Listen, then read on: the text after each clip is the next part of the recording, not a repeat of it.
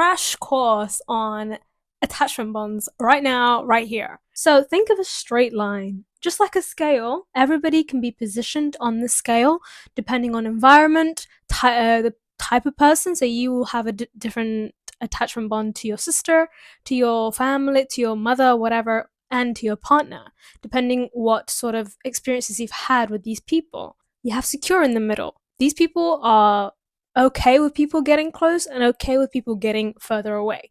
But they know their boundaries and they're firm in their boundaries and they don't let people push them about within the scale. So that they're a lot more secure and grounded in their positioning of who they are within themselves. Anxious people, on the other hand, so we're over here now, are very fearful that people are never close enough. As in, no matter how hard somebody tries to convince them that they're there for them or whatever, it's just not enough. And I'm going to tell you the backstory of an anxious person. Think of a child that constantly had to do more to get a parent's approval. Imagine a kid asks for something from their parent and that parent doesn't really respond. The parent is there, but they don't really respond to their needs that much. So the child has to push harder. The child has to knock on the door even more. They have to push harder for their needs, is what the subconscious programming is all about for an anxious person. Just because somebody is not replying to their text message doesn't mean they need to stop. It means that they need to try harder to get that person's attention. They need to go out their way to get this person's attention. They have to do more to get this person's attention. And we've all been on this boat, because I've been on this boat. We're always kind of moving around on this scale depending on the circumstance, the person, etc., etc. But anxious attachment within childhood means that this child, this is like a permanent one, not just you're running an extra 10 minutes to get the bus. That's different. Somebody who's actually got a core subconscious programming of an anxious person has always had to push harder for a lot of things, especially within relationships. Now, on the other end, we have the avoidant people, and we've all been there. So with the avoidant person, imagine this child now, we're talking about childhood, the mother or the father or whoever was there for them was either present or not present, but either way, the parent literally did not do any of the needs. Compared to the anxious child just continuously had to just push more, had to just perform better, just push a little harder to get what they wanted. Eventually the adult will reply back to them and give them what they want, or close to whatever they want.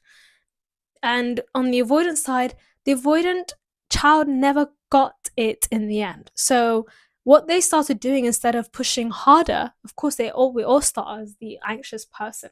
We just push harder. So we're secure, we don't get something, we push harder, and then eventually we end up on the avoidant side, where we just start altogether and we give up. So the child had to give up on their parents'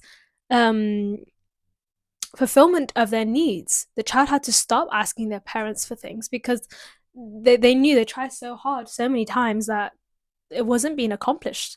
So the avoidant childhood then becomes somebody who doesn't want to necessarily ever be in the position of pushing harder for someone.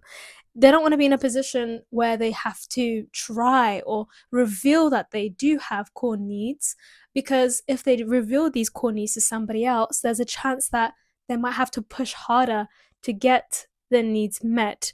I don't know, it just feels a lot more vulnerable. I mean, I've been in the avoidant position. We've all been in the avoidance position. I personally align more with the avoidant childhood.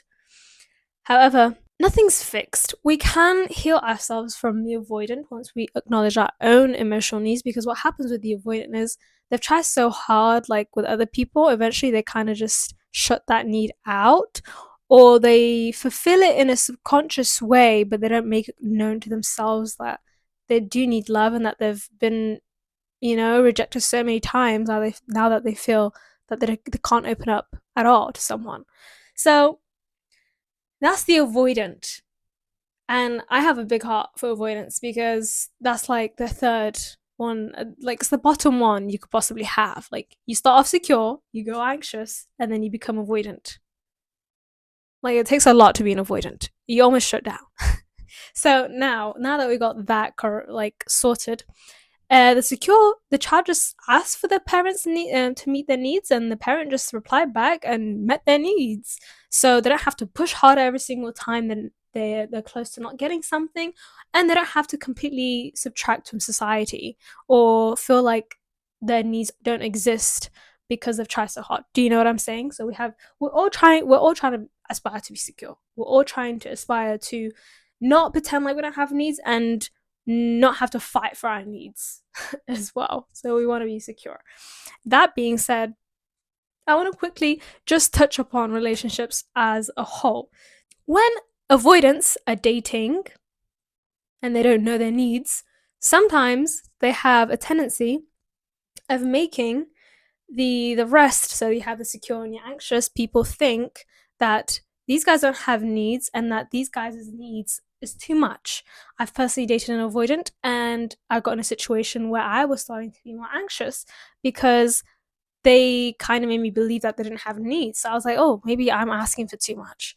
And then the opposite end with the anxious attachment, if they date somebody who is an avoidant, one tendency kind of like exposes the other even more. Like I said, every relationship on this planet is to heal and transform us and to learn our capacities and all the positive traits that we might possibly have. So no relationship is going to be bad at all. Every relationship we enter is amazing for our soul growth. However, the polarities between the anxious and the avoidant is that the avoidant comes across as secure and the anxious comes across as an anxious person. Or you could have a secure person dating an avoidant person, and then because the avoidant person is so subtracted from the relationship, the secure person can lean into the anxious scale because they're convinced that the avoidant doesn't necessarily like them, and you get into the situation. Whatever. The dynamics are crazy, but all I'm going to say is toxic cycles kind of stem from this kind of dynamic where you have an anxious and you have an avoidant person.